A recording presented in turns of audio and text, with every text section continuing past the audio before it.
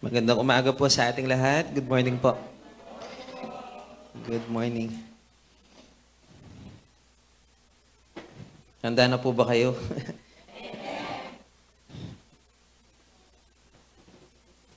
Alam po ninyo, I have really prepared a separate message for this morning, pero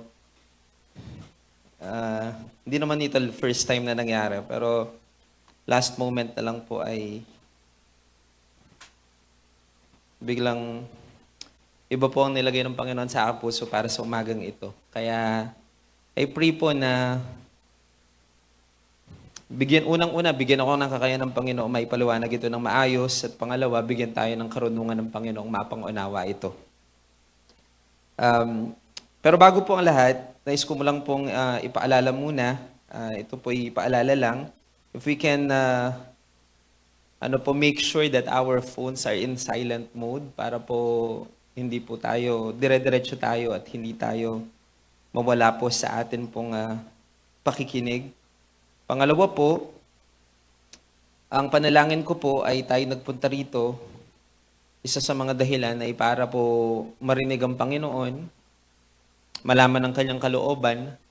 So ang pakiusap ko po ay makinig tayo ng maayos. Ito po ang sinasabi ko lagi sa aking mga estudyante sa college. Minsan kasi present ang mga estudyante namin, pero mentally absent sila. Kasi po ang learning two-way siya. Hindi po pwede na iasa lamang po sa nagtuturo. Kailangan po ay willing din yung pong learner o nakikinig na matuto. Kasi po kahit po gusto naming ituro ito na maayos, at ipahayag ang kalooban ng Panginoon, kahit pabigyan tayo ng karunungan ng Panginoon, kung wala naman po tayong desire to learn o hindi po tayo, ayaw nating matuto, wala pong mangyayaring learning. Kaya ang panalangin ko po ay kahit sa mga kakuanting panahon lang, minuto, ngayon ay ibigay natin sa Panginoon ng full attention natin. No po? Kasi po ako, kahit pa nung bata ako, kahit sa Sunday School department pa po, pag pumupunta ako ng church, pag bata po kasi hindi naman pumapasok dito sa Sunday School. Pero pareho lang po ang ginagawa, nag-aaral din ng salita ng Panginoon. No po? Iba nga lang ang approach doon po sa Sunday School. Pero magmula ng bata po ako, pag nagpupunta kami ng church, isa po ang pinaka-goal ko. Yun po ay matuto at marinig ang Panginoon kung ano ang sinasabi ng Panginoon. Kaya kapag tinanong ako noon, ano ba ang natutuhan mo? Ano bang sinabi ng Panginoon? Ngayong araw na ito, may maisasagot ako. Kasi po mahirap kung nag-attend tayo, tapos biglang may magtanong, ano ba yung sinabi ng Panginoon at tinuro ng Panginoon, tapos wala kang masabi. Siguro po may question mark doon, anong nangyari? Ayaw naman po natin na mawalang kabuluhan ng ating pong pagpunta dito. Unang-una, may mabuting hangarin ng Panginoon para sa atin ngayong umaga. At ayaw po nating ma-miss o hindi makuha yung pong inihanda ng Panginoon para sa atin. Tayo pong lahat ay manalangin po muna at kilalanin natin ang Diyos sa atin pong pag-aaral ng kanyang salita. Aming Diyos, maraming salamat po. Ipinahintulot ninyo na kami po ay mapunta rito at magkatipo-tipong muli upang unang-una, upang sumamba at pasalamatan ka, kilalanin ng iyong pagka-Diyos sa aming pong buhay. At ngayon nga po, Panginoon, ay nasa bahagi kami ng pag-aaral namin ng iyong salita.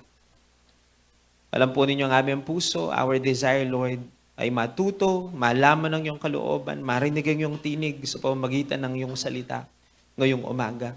Dalangin namin, bigyan mo kami, Panginoon, ng karunungan, bigyan mo rin kami ng puso na bukas, Panginoon, sa lahat ng bagay na iyong ituturo sa amin. Dalangin po namin na ang bawat mga pag-uusapan namin ay tumatak sa aming puso. Malaman po namin ang iyong kalooban at maisagawa namin ito sa aming pong buhay. Naririto po kami hindi po upang maging matalino lang sa aming pakikinig. Naririto po kami upang masunod ang iyong kalooban sa aming buhay. Yan ang dahilan kung bakit po kami nakikinig at nag-aaral ng iyong salita. Gabayan po ninyo at pangunahan ninyo kami sa aming pag-aaral na ito at ikaw ang maluwalhati sa aming kalagitnaan. Ito ang aming dalangin sa pangalan ng aming Panginoong Yesus. Amen at amen. Nais ko pong magsimula sa isang introduction before po i-post yung title ng atin pong pag-uusapan ngayon. Alam ko po na mag-a-agree ang lahat na sa buhay po natin, natural po sa tao ang maghanap ng mapanghahawakan, di po ba? We always look for security. Yan po ang isa sa mga hinahanap ng tao. We want security. We want to be secure. No po. Naghahanap tayo ng masasandalan, in short. No po. Malalapitan, mapanghahawakan. Yan po yung mga hinahanap natin. In short, men or man is always looking for security. Pero many people, nagkakamali sila ng pinupuntahan kapag naghahanap ng security. Ang panalangin ko po, ang bawat isa po sa atin bilang mga anak ng Panginoon, tama yung security pinanghahawakan po natin. Pero maraming tao, they lean on what they think is secure. Marami po kasi mga tao, akala nila ang security ay nasa iba't ibang bagay. Kaya ang sinasandalan po nila ay hindi ang Diyos, kundi iba. Ang panalangin ko, ngayon pong umaga, makita po natin na Diyos lang dapat ang security natin. Many people lean o sumasandal sa iba't ibang bagay. Maraming mga tao sumasandal sa kapwa-tao para sa seguridad, para sa suporta. Iba naman po sumasandal sa pera, yung iba sa trabaho, yung iba sa koneksyon, ang iba naman sinasandalan ay sariling kakayahan at kumpiyansa. Pero may isang katotohanan po na hindi natin matatakasan ng lahat po ng pinanghahawakan ng tao na nabanggit ko. Pera, trabaho, koneksyon, kakayahan, mga kapwa natin tao, kahit gaano pa po kataas ang posisyon yan o kayaman, lahat ng nabanggit, maaari pong mawala. Hindi po yan talaga secure. Alam po natin na wala pong security maliban sa Diyos. Ano mang bagay, pwede mong hawakan pero hindi makakasigurado dahil po ang Diyos lang, sa Kanya lang tayo makakasiguro.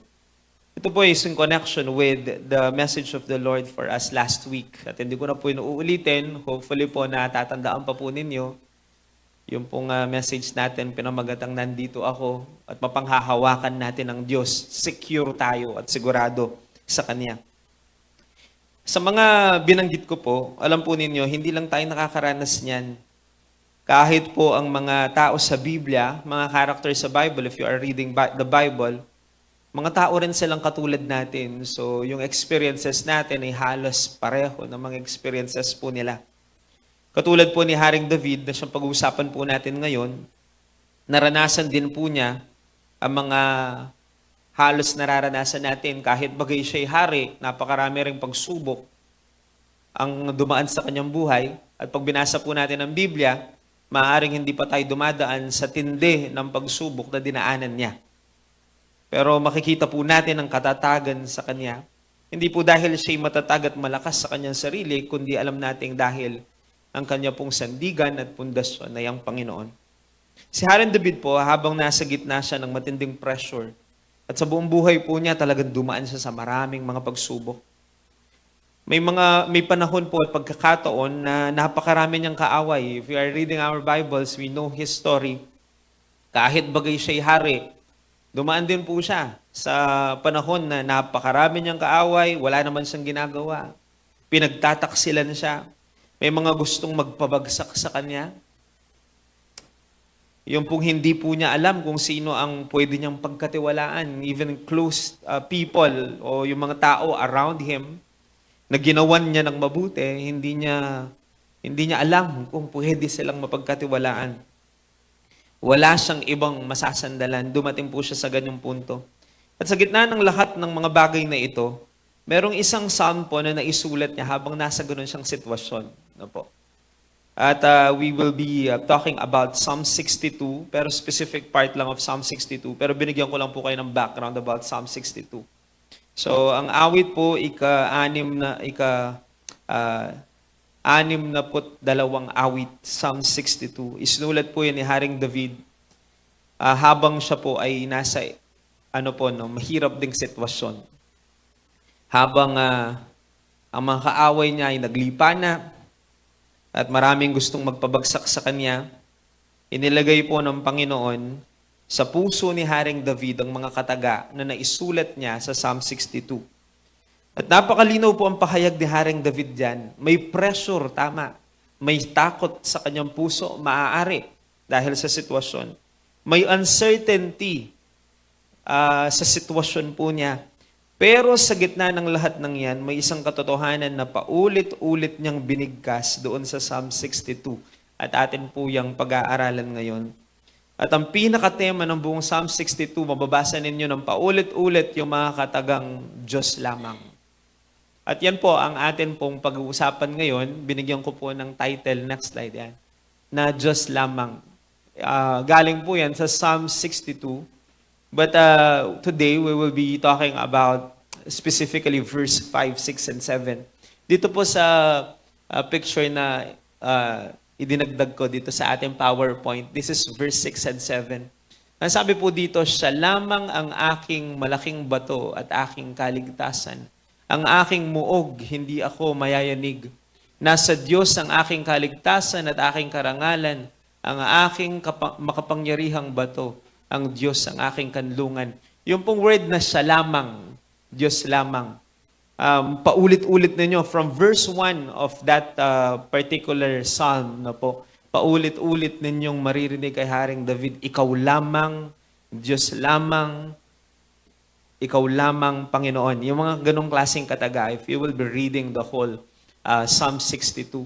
Parang sinasabi po niya, wala akong ibang sinasandalan, ikaw lamang, Panginoon. That's the whole theme of the Psalm 62 na po.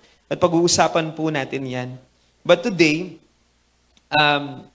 pag-uusapan po natin specifically yung tatlong verses from verse 5, 6, and 7. No po.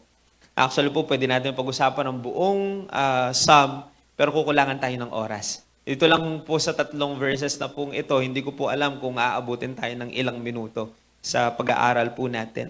Pero sinasabi po ni Haring David sa buong psalm na yan, napakalinaw ang paulit-ulit niyang bigkas, Diyos lamang. Hindi po yung Diyos at iba pa. Ano po? Kasi sometimes we say na priority natin ang Diyos ang pangunahin sa ating buhay, pero pag tinignan talaga ang paraan ng pamumuhay, may iba pa pala. Bukod sa Diyos. Pero si Haring David malinaw, Diyos lamang, wala nang iba. Ano po?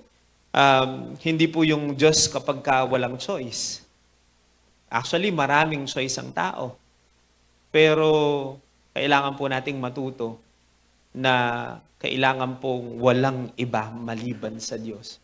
Masabi po natin sa mamaya po sa ating pong pagtatapos sa pagtatapos ng gawaing ito at habang tayo umuwi, masabi natin sa sarili natin katulad ni Haring David ay ma-i-announce din natin at masabi din natin na Panginoon, tama, ikaw lamang talaga. At yan po ang aking panalangin na ma-realize po natin ngayon pong umaga. Basahin po natin yung buong konteksto po nito, no? Yung pong verse 5, 6, and 7. Babasahin ko po sa Tagalog. No? Start po ako ng verse 5. This is Psalm 62, Awit 62. Verse 5, 6, and 7. Ang sabi po dito, sa Diyos lamang naghihintay ng tahimik ang aking kaluluwa. Yun po yung nasa verse 5. Sapagkat ang aking pag-asa ay mula sa Kanya. Doon sa verse 5 po talagang malinaw. Diyos lamang. Sa Diyos lamang naghihintay ng tahimik ang aking kaluluwa. Yun po. Kaya doon ko po nakuha yung word na Diyos lamang. At hindi lang po yung verse 5, verse 6, siya lamang. The same thought. Puro po ang Diyos lamang. Gustong-gusto ko po yung pagkakasabi po dyan kasi po parang ine-emphasize yung salitang lamang, yung only. Ang ibig po kasi sabihin ng only, walang iba. Wala nang iba pa. Ang Diyos lamang talaga. Yan po ang sinasabi po at dinidiin ni Haring David po diyan. No? And then in verse 6, kung tutuloy po natin, siya lamang ang aking malaking bato at aking kaligtasan. Marami pong naghahanap kay bato, no? Pero naisip ko lang po yun, nasaan daw si bato? Pero tayo po, hindi natin nahahanapin. Alam natin, lagi siyang nandyan. Katulad nga ng mensahe po ng Panginoon, ang bato po natin ay ang Panginoon. Mamaya po explain ko sa inyo kung anong relation Anong kahalagahan ng bato? Kasi po wala tayong masyadong idea about that. Kasi tandaan po natin, ang background ni Haring David dyan, tignan po natin kung ano talaga ang kahulugan ng bato. Bakit nasali yung bato dyan? No po, hindi naman siguro darna yan na nanggagaling sa bato yung lakas. No? Hindi po ganoon. Pero may connection yan sa strength and stability. Later po we will talk about gaano ba ka-importante yung rock. Remember, the Bible tells us that the rock of our salvation is the Lord. No po, ang atin pong cornerstone ay ang Panginoon. Marami pong binabanggit patungkol sa bato at tumutukoy sa Diyos sa Biblia. Later po we will talk about that. Pero sinasabi po dito, siya lamang ang ating malaking bato at aking kaligtasan. Ang aking muog, hindi ako mayayanig. Sa ibang translation, hindi ako matitinag. Verse 7, nasa Diyos ang aking kaligtasan. Inulit na naman po niya yung salvation. No? Binanggit na po yung siya ang aking kaligtasan doon sa verse 6. And then inulit-ulit yan, siyang aking kaligtasan at aking karangalan. Ang aking makapangyarihang bato. Inulit na naman po niya yung makapangyarihang bato. Ang Diyos ang aking kanlungan. Yan ang sinasabi po sa 3 verse pong yan.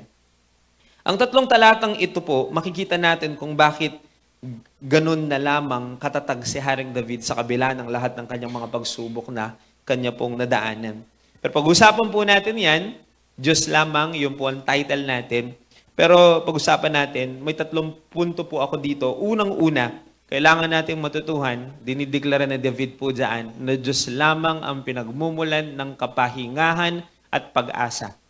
Yan po ay galing doon po sa verse 5, no po. Napakaganda po ng sinabi ni Haring David sa verse 5. Ang sabi niya, tahimik daw siya na naghihintay sa Panginoon. Nakasulat po dyan Sa Diyos lamang naghihintay ng tahimik ang aking kaluluwa. Gusto ko lang pong i-emphasize muna yung pong word na tahimik na naghihintay. Yung word po kasi tahimik, simbolo po yan ng kapayapaan, ng confidence pagkatahimik. Sabi po dyan, sapagkat ang aking pag-asa ay mula sa Kanya. Pwede rin po nating sabihin na pag sinabing tahimik, parang it also talks about rest or pahinga. Wala naman po sigurong nagpapahinga na maingay. No? Usually po kapag gusto kong magpahinga, tahimik muna tayo, nagpapahinga siya Halimbawa po, din tangi tatang mo ng kapagal, bisayang painawa. Tawari po sabihan na ng inda na, eko pamang magpainaway tatang yu. So yung katahimikan po, it's a picture of a heart na may kapayapaan. Yan po ang, parang letrato po siya o parang larawan siya ng isang pusong panatag kapag ka po sinabing tahimik na naghihintay. Makita po natin yung term na naghihintay. Maaaring wala pa yung ipinapanalangin pero may kapayapaan na sa puso. Saan ba nanggagaling yun? Doon sa hope o pag-asa na alam po natin na siguradong kahit pa naghihintay tayo ng hindi po suntok sa buwan lang, naghihintay tayong may kasiguraduhan at dahil po yan sa atin pag-asa. Pag-asa na ang Diyos ay tunay na mabuti at tunay na tapat. Kapag po sinabi nating tahimik, sabi po ni David, napakaganda nun, tahimik akong naghihintay, ang aking kaluluwa ay tahimik na naghihintay. Alam po ninyo, tahimik sa Haring David kahit siya'y may problema. Kalmado siya dahil alam niyang kontrolado ng Diyos ang sitwasyon. Kaya ang mensahe po dito, kalma lang. Kapag ang alam natin na mayroon Diyos tayo sa buhay natin at Diyos lamang ang atin pong pinanghahawakan at sinasandalan, kailangan po may kalma sa atin pong puso. Nakakapaghintay tayo ng tahimik. Hindi po yung panay reklamo, maingay. Pagka panay reklamo, maingay, no po. At I know, may mga naalala siguro tayo ng mga tao. Wag naman po sanang sarili mo yung naalala mo doon sa mareklamo. Pag may mga tao po talagang mareklamo. Maingay kadalasan ang mga taong yon. Lagi lumalabas sa bibig nila, ganito, ganyan, paulit-ulit na lang, napakaingay. Ewan ko po, kung hindi po kayo minsan nakakawalan ng ano no, ng mood at saka ng patience yung mga taong ganun. Pero I think po ano yun, natural sa tao yung ganoon, no. Pero sa Kristiyano, binago na tayo ng Panginoon. And hopefully po, ang panalangin ko ay nakalampas na tayo mula sa pagiging mareklamo at maingay at tayo po ngayon ay nasa estado na pwede palang maging tahimik na naghihintay sa Panginoon. Patiently waiting. Tahimik lang. Quietly waiting. Si Haring David po ganyan. Kalmado siya dahil alam ni Haring David na kontrolado ng Diyos ang sitwasyon. Marami pong taong nawawalan ng kapayapaan dahil nakatingin sila sa problema. Pero si Haring David nakatingin sa Diyos, kaya nasasabi po niyang mga bagay na ito. Kaya ang kanyang kaluluwa ay pwedeng makapagpahinga kahit pa nasa gitna siya ng bagyo o pagsubok. Tignan po ninyo ang Panginoon. Ang Panginoong Jesus, mayroon pong passage in the Bible, naalala po ninyo yun, ng siya po at ang kanyang mga alagad ay nakasakay sa isang bangka at dumating pong napakalakas na bagyo, napakalakas na unos, na halos po matomba ang bangka at sinasabi ng kanyang mga alagad, mamamatay na tayo. Naalala po ninyo yung passage na yun. Pero nakuha pang natulog ng Panginoon. No po. Ganun po kasi ang salamin ng isang tao o larawan ng isang taong ang pag-asa ay ang Diyos. Kahit pa po may bagyo, may pagsubok, may unos, mayroon pa rin kapayapaan sa atin pong puso. Maraming tao nawawalan ng kapayapaan kasi nakatingin lang sa problema. Pero kung tayo aasa sa Diyos, kaya pala ng kaluluwa na makapagpahinga kahit sa kabila ng unos at pagsubok. Mga kapatid, kung i-check po kaya natin ang ating puso, ang ating kaluluwa.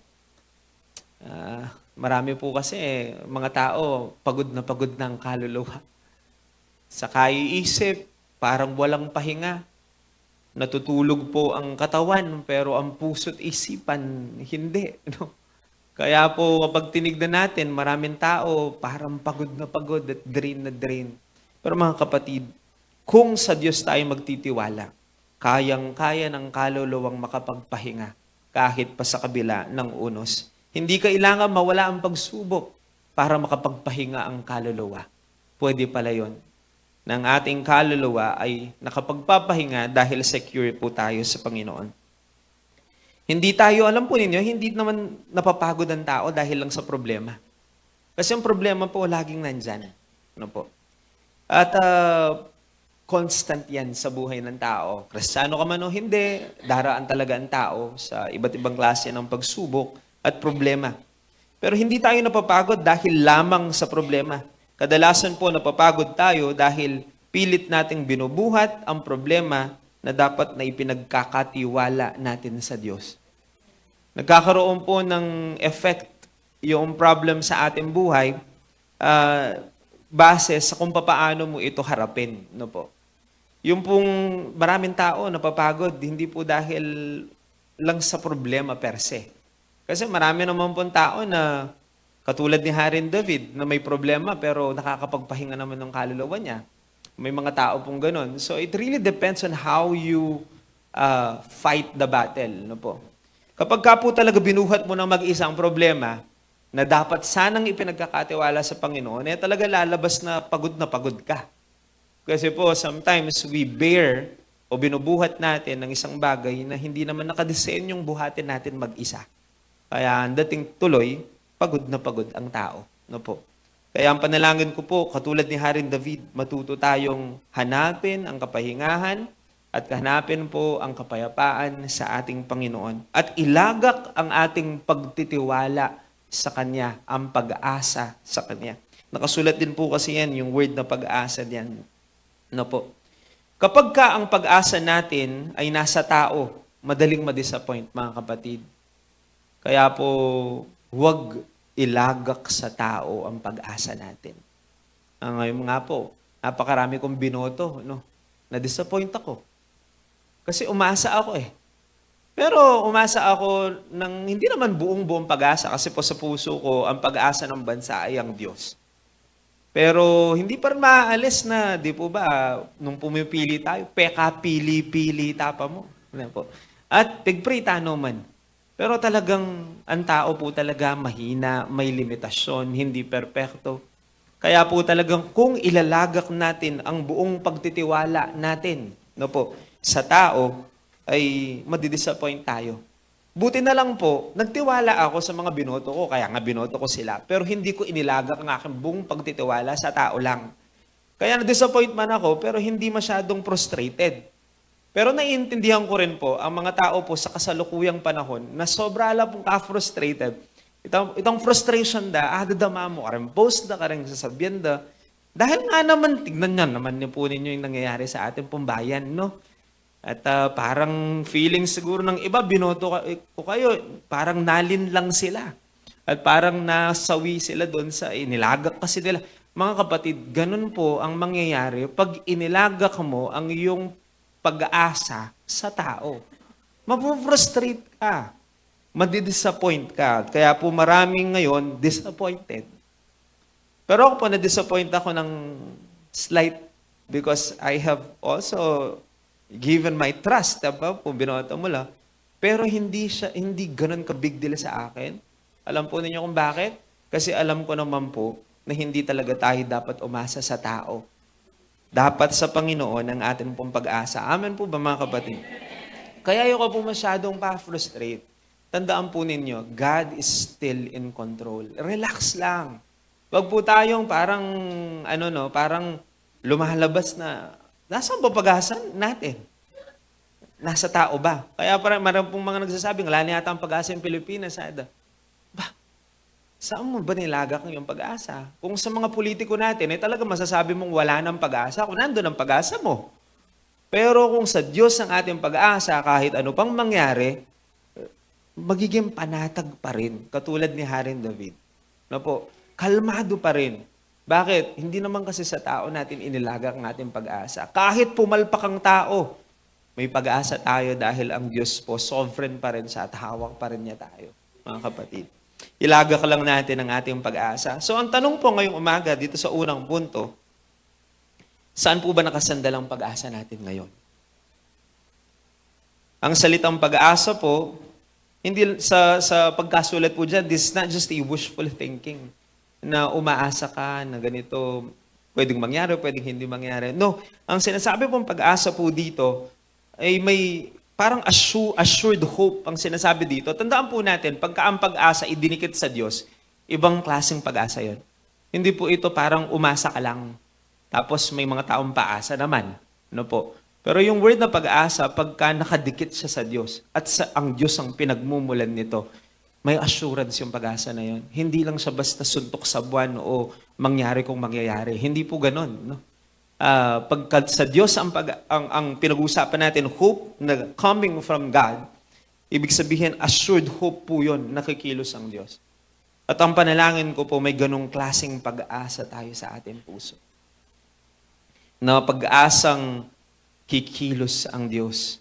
Yung pong ating pananampalatayang mabuti ang Panginoon. Yung confident expectation, yung sure trust, yan ang ibig sabihin ng hope na po. Mga kapatid, ang ating kapayapaan ay hindi nakabase sa nangyayari sa labas. Malinaw naman po yan. Kasi kung ibabasa natin ang ating kapayapaan sa nangyayari sa ating paligid at sa sitwasyon natin, kailan ba tayo magiging payapa kung ganon? At hindi po kasi yan nakabase sa nangyayari sa labas. Ang kapayapaan natin ay nakabase sa kung sinong pinagkakatiwalaan ng puso natin sa loob. Yung true, yung totoong kapayapaan, nangyayari sa loob. Hindi po siya dinidikta ng nasa labas. Kaya kung ang Panginoon ang nasa ating puso, kahit magulo ang nasa labas, tandaan po natin ang tunay na kapayapaan, sumisibol mula sa loob. Yun po ang pinanggagalingan po noon, mga kapatid. So anong declaration natin ngayong umaga? Ang panalangin ko po, ma-declare din natin, katulad ni Haring David, Diyos lamang ang aking kapahingahan at Diyos lamang ang aking pag-asa. Diyos lamang, wala nang iba. Ano po? Pangalawa pong punto, Diyos lamang ang matibay na bato at kaligtasan. Yan po, nasa bato na po tayo, no? Ang sabi po kasi doon sa verse 6, siya lamang ang aking malaking bato at aking kaligtasan. No po. Binigyan ko po ng picture ng konti yan kasi po sa Israel po maraming mga lugar na makikita kang ganyan. Lalo na po sa mga wilderness part, no po. At gusto ko pong maunawaan natin kung saan nanggagaling si Haring David nang sabihin niyang, bakit naman inihalin tulad ni Haring David ang Diyos sa malaking bato? Ano ba ang meron sa malaking bato? Ano po ba yung konteksto nito at saan nanggagaling yun? Kasi po, kung babasahin lang natin yan, hindi natin maunawaan ano bang koneksyon ng bato sa Panginoon. No po? Naglagay po ako ng picture na yan kasi po tandaan po ninyo, si Haring David, napakarami po niyang karanasan. By the way po, bago po naging hari si Haring David, alam natin, nag-umpisa siya bilang pastol ng tupa. Bata pa lang po siya, shepherd, no po. Nagpapastol siya. Pagkatapos po ng kanyang pagpapastol, napakarami pong alam gawin ni Haring David. Bukod po sa musician siya at manunugtog, alam naman po natin lahat yon. Pero yung mga hinighlight ng Bible, naging shepherd siya. Tapos pagkatapos po na naging shepherd siya, naging warrior siya. O in fact po, parang pinuno ng hukbo sa panahon ni Haring Saul. No po. So, mandirigma talaga si Haring David. Marunong siyang lumaban. Actually po, many Bible scholars sinasabi na si Haring David ay military genius. Kasi walang laban siyang ipinatalo. Kapag si Haring David ang nanguna sa laban, siguradong panalo yun. Kasi binibigyan siya ng blessing, biyaya ng Panginoon at kakayahan ng Panginoon at karunungan ng Panginoon. Pero may mga sitwasyon, si Haring David na habang sila nakikipaglaban, alam na alam po ni Haring David na napakahalaga ng mga ganyang klaseng lugar. Kasi po yung mga ganyang klaseng lugar, nagiging parang protection nila kapag ka oras na ng digmaan at laban. Ginamit po kasi ng Panginoon ang mga lugar na yan at binigyan ng karunungan si Haring David upang sa gayon magamit ang mga yan bilang parang fortress nila sa pakikipaglaban. Di po ba kapag ka sa normal lang na usapan, pagka po pulis, no, at saka mga sundalo, naglalagay talaga sila ng harang para sasalikulapo na. Parang ganun din po yan, parang bato. May protection, parang may shield. No po. At malalaking bato po yan. We're not just talking about stones. Pero alam po ninyo, ang bato kasi, napakahalaga kay Haring David niyan. In fact, hindi nga malaking bato eh. Yung maliit na bato nga lang ang tumalo kay Goliath eh. Alam na alam ni Haring David yun eh. Ang kahalagahan ng bato. No po. Sa pagkapanalo sa isang laban. No po. Yung maliit lang nga na bato, tinalo ang isang higante, si Haring David din ang humarap noon. Kaya para sabihin niyang ang Diyos ang malaki kong bato, He's talking about yung pong assurance of victory sa isang battle at protection din niya because ginagamit nga po yan bilang parang kalasag at tanggulan kapag ka po sila po ay nasa laban. No?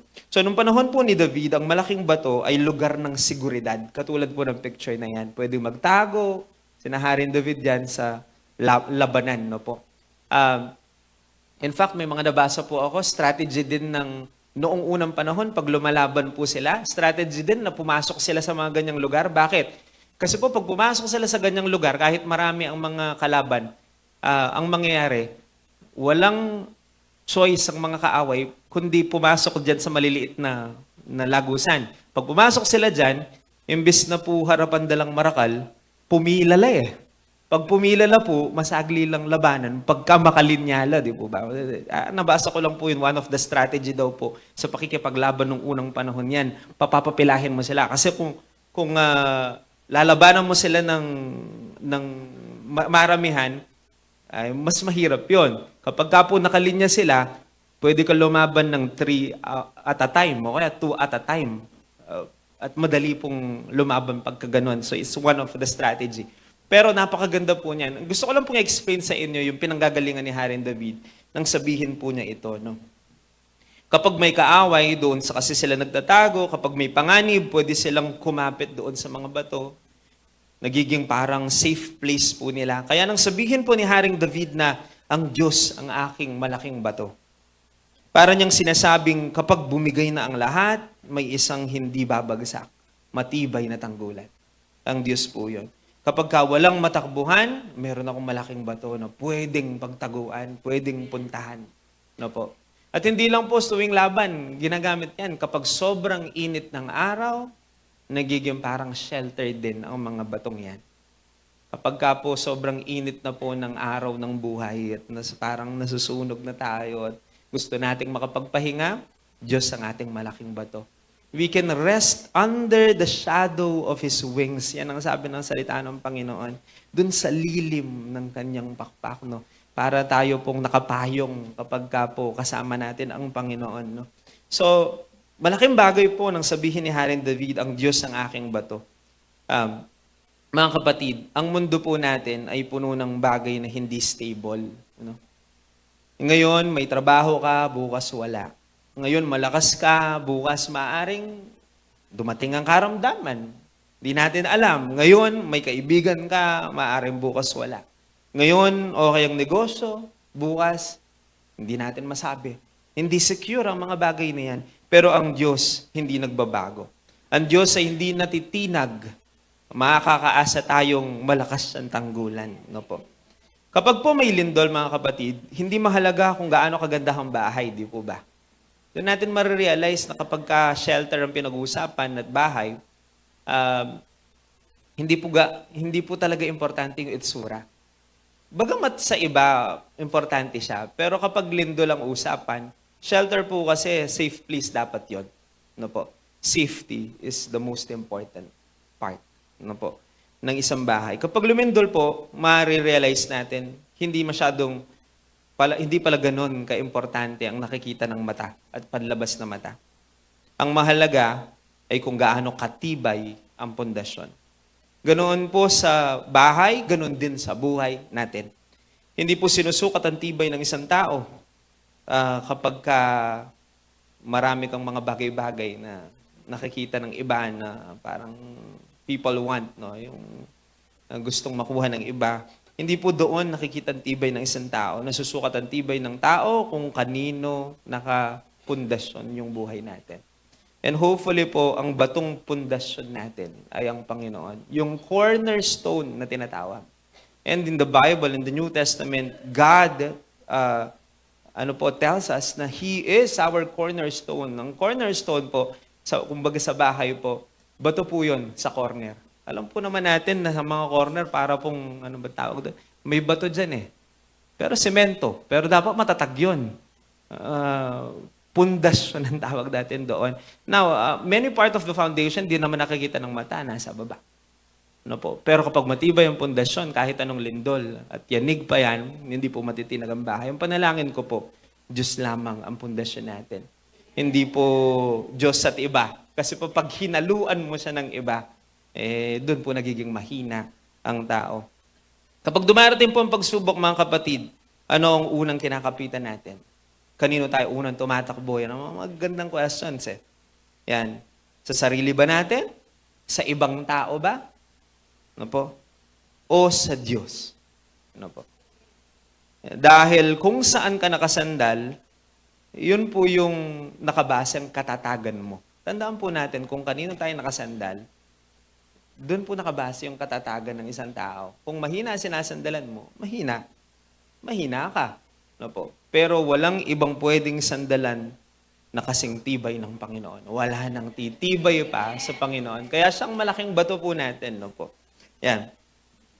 Pero ang maganda po dito, may isang revelation akong naisulat dito na hindi po sinabi ni David na laging may inihandang bato ang Panginoon. Laging may inihandang malaking bato ang Panginoon para sa akin. Pwede naman niya sabihin yon kasi nga po, lagi namang mayroong ganon sa Israel. No po? Pero ang sinabi po ni Haring David, ang Diyos mismo ang kanyang bato. Ano po ba ang konteksto nito? Mga kapatid, nais ko lang po sabihin sa inyo, God is not just giving security or yung source ng security. He is the security. He is our security. Hindi lang siya tagapagbigay ng seguridad. Siya mismo ang seguridad natin. No po? At malaking bagay po yun if you realize that. No po? Ang Diyos lamang ang ating malaking bato at muog. Diyos lamang, wala nang iba. No po? That's point number 2. Number 3, this is the last point po. Number 3, Diyos lamang ang kaligtasan, karangalan at kanlungan. Tatlong bagay po yan. Yan po ay nakasulat in verse 7. Next slide nga. Basahin ko na lang yung verse 7. Ay, hindi. Yung verse lang. Balik tayo dun sa verse mismo. Ayan. Nasa Diyos ang aking kaligtasan, ang aking karangalan, at ang makapangyarihang bato, at ang Diyos ang aking kanlungan. Yung makapangyarihang bato po, na pag-usapan na natin. So pag-usapan natin yung tatlong binanggit po diyan. Nasa Diyos ang aking, number 1, kaligtasan. Number 2, karangalan. Number 3, kanlungan. Yung pong tatlo pong yan, ang sinabi po dun sa verse 7. No po. Ito po marahil ang pinakamainam na bahagi ng deklarasyon po ni David dito sa mga binasa natin. Hindi lamang po niya pinag-uusapan ang mga problemang kinaharap niya. Pinag-uusapan niya o sinulat niya kung sino ang Diyos sa kanyang buhay. He's describing who God is. Kaya napakaganda po ng talata pong ito eh. Ipinapakilala ni Haring David kung sino ang Diyos. Kumbaga po, titignan po natin, it is not man-centered. Hindi siya sentro sa kalagayan ni David, sa sitwasyon ni David. Nakasentro ang lahat ng talatang binasa natin kung sino ang Diyos. Mga kapatid, kapag nagbumukas ang ating bibig, kadalasan na sentro ng kwento tayo eh. Pansin po ninyo, yung problema natin, pagsubok natin, pinagdadaanan natin. Pero si David, nang bumukas ang kanyang bibig, kahit nasa kabila siya ng pagsubok, hindi ang sarili niya ang sentro. Ang pinag-usapan niya, ang katapatan ng Diyos kung sino ang Diyos sa kanyang buhay. Ang Diyos kasi ang bida, at hindi po tayo. At yun po ang iba kay Haring David. Na sa kabila ng nasa pagsubok siya, pero pag bumubukas ang bibig niya, Diyos ang kanyang sinasabi. Hindi po tayo. And I think that's the difference. Many people, kapag bumukas ang bibig, hindi po Diyos ang lumalabas. Tayo. Yung sitwasyon natin, pagsubok natin, problema natin. Tama po, si Haring David nasa pagsubok at problema. Pero hindi mo mababanaag din yung sarili niya. Ang makikita natin dyan, kung sino ang Diyos. Yung pagtitiwala na sa Diyos, ang kanya pong hina-highlight. No, pag-usapan po natin yan, mapapansin po natin na may tatlong bagay na sinabi sa Haring David yan, kaligtasan, karangalan, at kanlungan. Una po, Diyos lamang ang aking kaligtasan, yan ang sabi niya. Mga kapatid, pwede rin po ba natin sabihin yon? Diyos lamang ang ating kaligtasan. Do we really mean that? Kaligtasan, ang ibig po sabihin, yung word na ligtas, tagapagligtas, Savior. Kapag po sinabi ng Diyos ang ating kaligtasan, we're talking about God, our Savior. At alam naman po natin na talagang walang ibang Savior maliban sa Panginoon. Ano po? Actually po, kapag po hinukay natin yan, hindi ko na lang po nailagay dyan, yung pong original na term na ginamit doon po sa salitang kaligtasan dyan, yung original na pagkasulat ni Haring David sa salitang Hebreo, ay konektado sa pangalan ng Panginoong Jesus. Yeshua, yung term na ginamit doon sa original Hebrew writing sa book of Psalm. No? May connection talaga yan. Diyan po kasi nagmula yung pangalang Jesus. No po? And it means salvation or Savior. So, talagang Old Testament pa lang, nakakonekta na talaga yung pagliligtas sa ating Panginoong Jesus. No po? Pero para sabihin ang Diyos ang ating kaligtasan. Ang kaligtasang tinutukoy po dito ni Haring David ay higit pa sa pagliligtas ng Diyos sa kapahamakan. Sa buhay po ni Haring David kasi maraming beses siyang iniligtas ng Diyos. Magsabi po ng amin, ng pareho din na maraming beses na rin tayong iniligtas ng Panginoon. Amen po, ano? Iniligtas sa maraming bagay. Pero above all else, iniligtas mula sa atin pong mga kasalanan. Yung pong kaligtasan na ipinangako ng Panginoon na nagdulot sa atin ng buhay na walang hanggan. That's the ultimate, na pagliligtas na ginawa ng Panginoon. Pero bukod po doon sa salvation natin sa buhay spiritual, araw-araw inililigtas tayo ng Panginoon. Naniniwala po kayo doon? Minsan po hindi lang natin alam.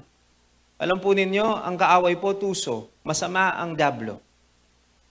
Kalwal mo pa ang puking bali. Actually po, hindi ka pa man lumalabas sa bahay. Gusto ka niya saktan gusto ka nang sirain Ganun po ang kaaway natin. Imagine po ninyo mga kapatid, ilang beses kaya tayong pinoprotektahan ng Panginoon sa loob ng isang araw. Magmula pa kanina, ilang beses nang pinoprotektahan tayo ng Panginoon, hindi nga lang hayagan. Kaya minsan natitake for granted natin, pero just try to imagine, mga kapatid. Maraming beses, di nyo po alam, paglabas po ninyo ng bahay, niligtas ka na ng Panginoon. Dapat may nangyari, pero walang nangyari. Hindi lang natin alam, siguro alam, pero ang Panginoon, ang kamay po niya, laging nandyan. At pagdating natin sa langit, siguro po, doon natin ma-appreciate at doon natin malalaman kung gaano ka-active sa pagliligtas ang Panginoon sa atin araw-araw. Kaya kung ma-appreciate lang po natin yun, kung alam lang natin at nakikita lang natin ang kamay ng Diyos na gumagawa, wala po talaga tayong karapatang magreklamo, mga kapatid. Nang karapatan tang magreklamo, tabalo nung makananing gagawa ng Lord Aldoldo Cambieta mo. If we are talking about Jesus is our Savior, totoo yun. Sa lahat ng minuto ng ating buhay, pinagtatanggol tayo ng Panginoon, pinaglalaban niya tayo, nililigtas niya tayo sa kapahamakan, sa karamdaman, sa lahat ng uri ng bagay na nais gawin ng kaaway sa ating buhay. Kung wala ang Panginoon, talagang wala na tayo. Totoo po yan. Tunay na tagapagligtas talaga natin ang Panginoon. No po? Pero sabi ko nga po, kapag sinabing kaligtasan, the greatest thing na talagang kailangan nating pagpasalamat ng malaki. Bukod sa kaligtasan sa physical nating kalagayan, ay yung kaligtasan sa spiritual. Ako po, pag naaalala ko yung kaligtasan ibinigay ng Panginoon, naglulundag sa tuwa ang aking kaluluwa. Na alam ko po kasi na hindi tayo karapat-dapat. Pero iniligtas tayo ng Panginoon. Ganon kabuti ang Panginoon. Kaya ngayon pong umaga, i-appreciate lang natin ang pagliligtas na ginawa ng Panginoon. Bukod po doon sa araw-araw niya tayong nililigtas at iningatan, appreciate natin ang pagliligtas ng Panginoon. Si Haring David po, lagi niyang ina-appreciate yon. Ikaw ang aking kaligtasan. Ikaw ang nagligtas sa akin. Ikaw ang tagapagligtas ko. Sa buhay po ni Haring David, maraming beses siya iniligtas ng Panginoon. Mula sa kamay ni Saul. Gusto siyang patayin noon, di po ba? Pero hindi nagtagumpay ang mga gustong pumatay sa kanya. Si Haring Saul, hari na ang humahabol, pero hindi nagtagumpay. Kung wala po ang Diyos na nagliligtas sa kanya, paano ka makaliligtas sa kamay ng isang hari? Of course po, alam natin lahat yan. Niligtas ng Diyos si David mula sa mga kaaway ng Israel, mula sa rebellion laban sa kanya, no? May maraming mga rebellion na nangyari doon sa kanyang paghahari, pero inililigtas siya ng Panginoon. Ngunit alam po ni Haring David na hindi po tao ang tunay na nagligtas sa kanya. Hindi espada, hindi hukbo, hindi sarili niyang diskarte ang nakapagligtas sa kanya. Minsan po kasi akala ng tao, nakalusot ako. Buti na, magaling ko ang. Akala mo, sa galing mo, sa diskarte mo. Alam po ni Haring David na hindi dahil mahusay siya, tumakas, mahusay siyang dumiskarte, ma-impluensya siya, hindi dahil malakas ang kanyang hukbo, hindi yan ang nakapagligtas sa kanya sa maraming mga kapahamakan. Alam ni Haring David na isa lamang ang tagapagligtas niya at yun ang Diyos. Diyos lamang. Kaya nga po sinasabi niya pa ulit-ulit, ikaw lamang Panginoon. Ano po? Mga kapatid, minsan nakala natin ang kaligtasan ay nasa iba't ibang bagay. Nasa pera, iniisip natin kapag may sapat akong ipon, secured ako, yung mga gano'n, no? Safe ako. Kaligtasan, safe eh. Pero alam natin, may mga mayayaman na puno pa rin ng takot sa puso at wala naman talagang security. May mga nagsasabing kapag malakas ang connection ko, okay ako, safe ako. Akala nila yun ang safety, yun ang makapagliligtas at makapagsasalba sa kanila. Pero kahit gaano karaming connection ang meron tayong mga kapatid, may mga laban sa buhay na hindi kayang solusyonan ng tao. Tandaan po natin yan. May mga problema na Diyos lamang ang makakalutas. May mga sugat na Diyos lamang ang makapagpapagaling at may mga laban na Diyos lamang ang makapagbibigay ng tagumpay. Kaya po sabi ni David, nasa Diyos ang aking kaligtasan. Ikaw lamang ang aking kaligtasan. No po? Yan po. Tapos pangalawa po, sabi niya, bukod sa kaligtasan, sabi niya, Diyos lamang ang aking karangalan. Karangalan. Ito po ang bahagi na madalas hindi napapansin. Kapag sinabi natin karangalan, hindi lang po ito tumutukoy sa reputasyon natin. No po? Pero kasama dito yung pagkatao natin, yung dignidad natin, halaga natin, pagkakakilanlan natin, yung tinatawag na identity. Marami pong mga tao ngayon naghahanap ng halaga sa maling lugar. Many people looking for their identity, yung value nila, yung karangalan baga. May iba na sa tingin sa sarili ay nakabase yung kanila pong yung kanilang reputation o yung karangalan sa trabaho, sa posisyon. Pagkamatas ka posisyon, nating kang karangalan. Honorable ka kano. Ito po eh. Di po ba pagka may posisyon, pagka tinawag yan, paka-honorable na. Please welcome, honorable. Honor eh. Karangalan daw yun eh. Parang kapag ka nandyan sila, parang karangalan mo pang nandyan sila. Parang ganoon po. Minsan sa posisyon, akala ng tao, sa posisyon makukuha yung karangalan na yun. No? Minsan naman sa achievements. Kaya maraming mga tao pilit na gustong maging number one. Kasi pag number one ka, may distinction eh. May honor eh. First honor ka eh. Di po ba? Karangalan eh. Karangalan yun. Kaya yun ang hinahabol natin. Akala natin yun ang karangalan eh. Ano po? Kaya po, big deal alam po niyo, big deal talaga sa taong karangalan. Yung reputasyon, yung honor, ano po. Pero mga kapatid, kung hahanapin natin yan sa iba, madidisappoint din tayo ulit. Yung value natin, wala dyan, wala dyan. Sino po bang nagbibigay ng karangalan sa tao? Tao din katulad natin. Ba't hinahabol natin yung karangalan galing lang sa taong katulad natin? Yun po ba yung kahulugan talaga ng tunay na karangalan? Maraming mga tao, akala nila makukuha niyan sa trabaho, sa posisyon, sa pera, sa achievements. Pagka mapera ka, VIP ka eh. Karangalan daw yun. Sa opinion ng ibang tao, akala nila doon nila makukuha ang karangalan.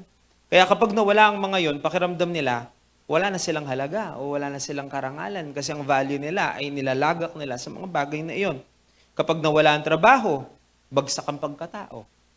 Ganun ang nangyari sa iba. Kapag pumalpak ang negosyo, parang nawawala na ng kumpiyansa sa sarili. Kapag iniwan ng mga tao sa paligid, pakiramdam nila, wala silang kabuluhan. Kasi doon po nila inangkla at inasa yung karangalan nila. No? Pero ang sabi ni David, may iba siyang pananaw. Ang Diyos ang aking karangalan. Alam po ninyo, galing sa bibig ng hari.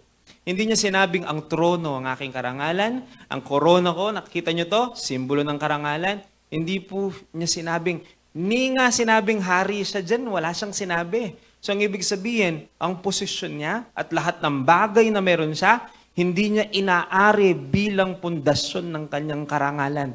Ang karangalan niya ay ang Diyos. Parang sinasabi niya, kahit tanggalin yung korona ko, tanggalin ninyo ang aking trono, tanggalin ninyo ang balabal ng pagiging hari, tanggalin ninyo ang posisyon ko bilang hari, tanggalin ninyo ang buong kaharian, tanggalin niyo lahat ng yan, may karangalan pa rin ako.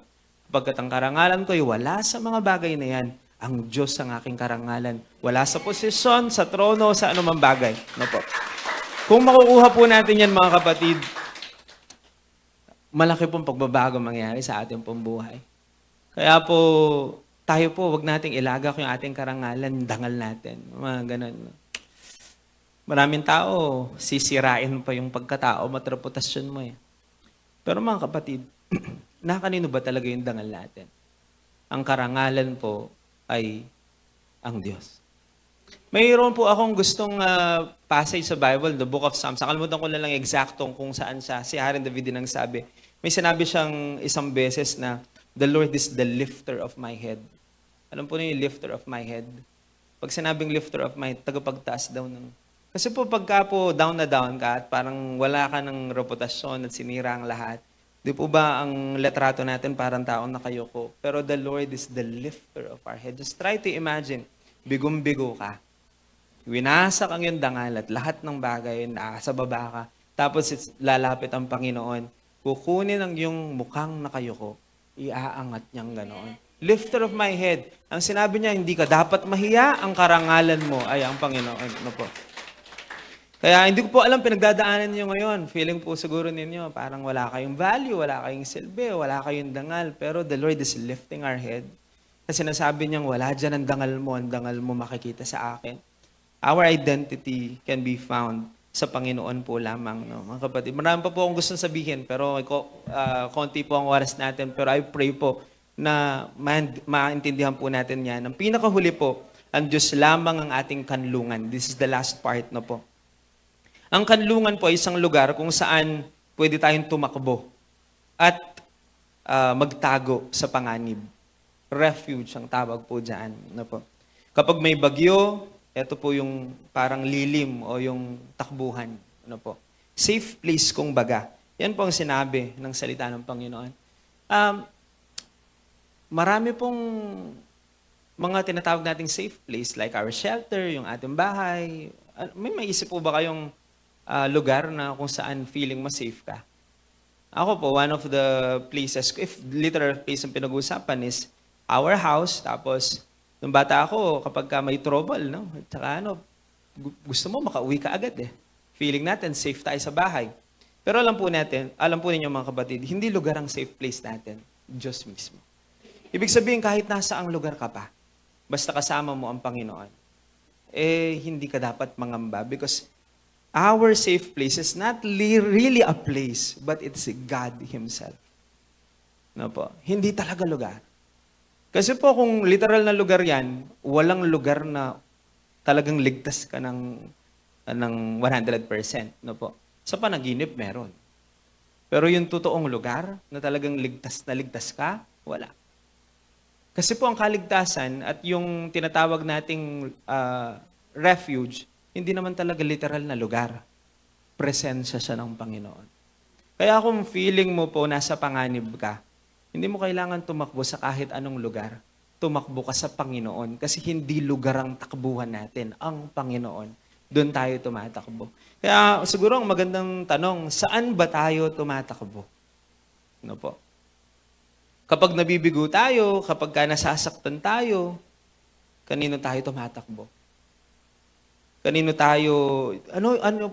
po o sino yung pong tinatawag nating refuge natin? Maraming tao naghahanap ng kanlungan sa iba't ibang bagay, pero sabi ni Haring David, ikaw ang aking kanlungan. Hindi niya sinabing magtatago lang siya sa loob ng palasyo, kaya siyempre po hari siya eh. Pero sinasabi niya, sa iyo ako tumatakbo, Panginoon. Kapag may pagsubok, may problema, at takbuhan ko, ikaw lamang. Yan ang sinasabi po ni Haring David. Ano po? So, mga kapatid, ano po ba buod ng talatang ito? Ano?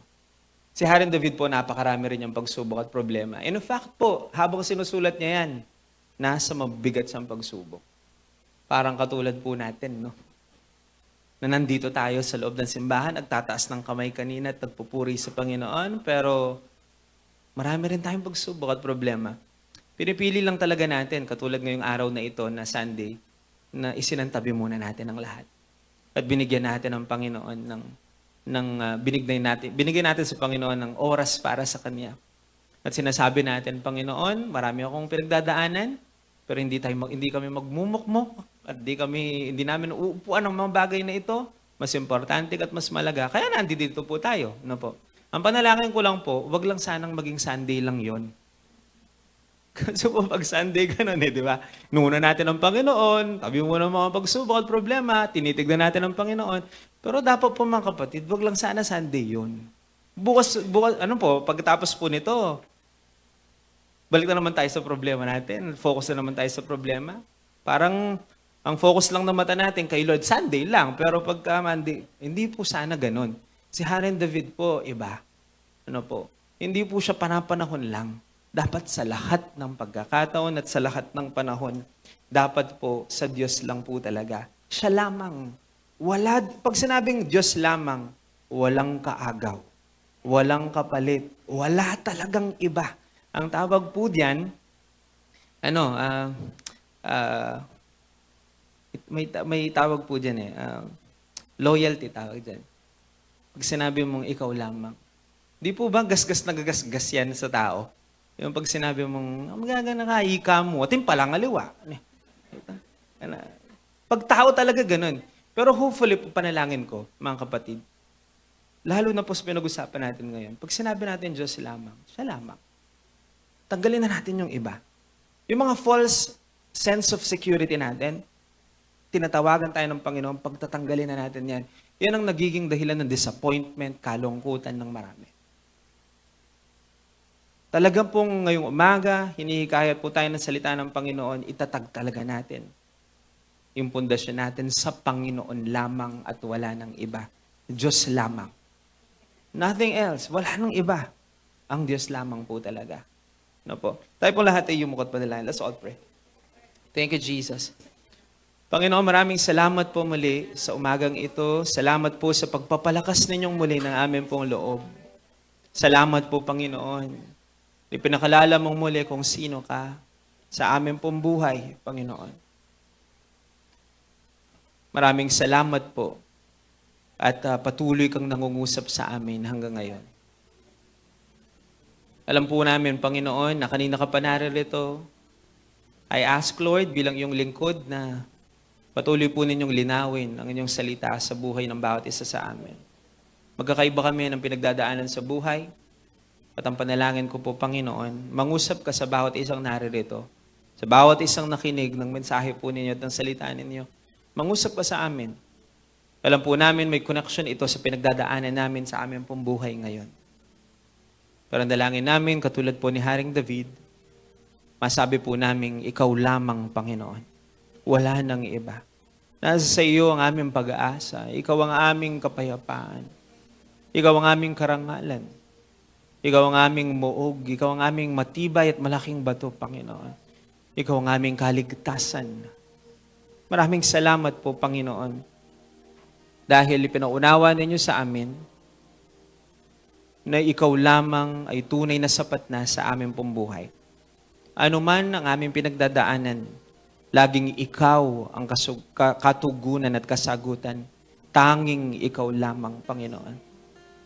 Kaya sa oras na ito, O Diyos, nagpupuri kami at nagpapasalamat dahil alam po namin na narinig namin ang iyong tinig ngayong pong umaga. Tumimong yung mga salita sa aming puso. Ipaalala mo kung sino ka. Ipahayag mo kung sino ka sa aming pong buhay. Lalong-lalo na sa aming pong mga pinagdadaanan ngayon, sa aming pong buhay at sitwasyon ng aming buhay. Alam ko po, Panginoon, patutunayan mo na kung ano ang nabasa namin sa iyong salita ay tunay na totoo at mapapangyari sa buhay ng bawat isa sa amin. Pinupuri ka namin, pinasasalamatan ka namin sa araw na ito. At ngayon nga po, Panginoon, sa aming pagpapatuloy, sa gawaing ito, sa bahagi po ng pag-aalala namin sa inyo, sa ginawa mo sa krus ng Kalbaryo, sa pagtubos sa amin mula sa aming mga kasalanan. Maraming salamat sa pag-aalay mo ng iyong buhay para sa amin. At sa amin pong pag-aalala niyan, dalangin namin ikaw lamang maging laman ng aming puso. Maranasan ka po namin ng patuloy kang kumilos sa aming kalagitnaan. Ito po ang aming dalangin sa pangalan ng aming Panginoong Jesus. Amen at amen. Let's just remain in the spirit of prayer po and worship as we wait for the bread and the wine po that will distributed by our deacons po.